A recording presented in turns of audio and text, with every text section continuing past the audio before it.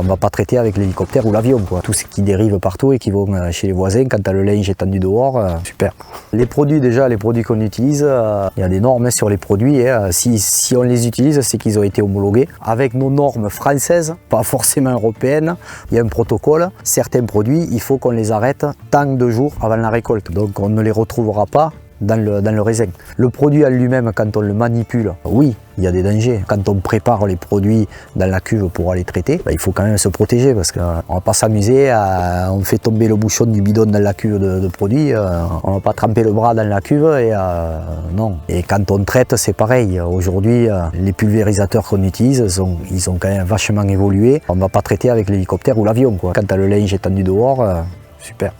On n'est pas comme aux États-Unis ou dans d'autres grandes régions. On fait avec des appareils où c'est plus ou moins confiné. Il y a moins de dérives. On peut avoir des buses avec des anti-dérives. Il y a d'autres appareils qui vont sulfater un petit peu par-dessus pour aller un peu plus loin. En un passage, tu fais 4 sillons. Bon, j'utilise pas ce genre de machine. Pourquoi je le fais pas? Parce que je manque de personnel. Je pourrais gagner du temps, de l'argent. Mais je le fais pas parce qu'après, voilà, je pense un petit peu.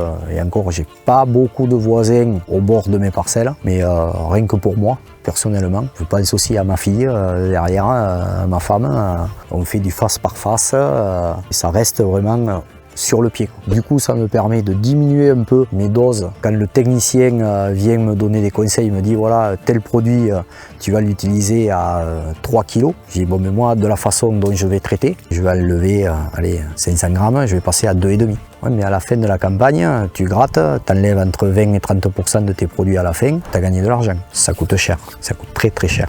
Pour donner un ordre d'idée, on parlait de prix. Un hectare de vigne dans la région ici, à traiter, il faut compter en moyenne 1 000 €. Et il y a 45 hectares. J'accepte d'avoir un petit peu d'herbe au pied. Sur les jeunes parcelles, bon là on est obligé de nettoyer un peu plus pour pas créer trop de concurrence, laisser le peu d'eau qu'on a pour la vigne.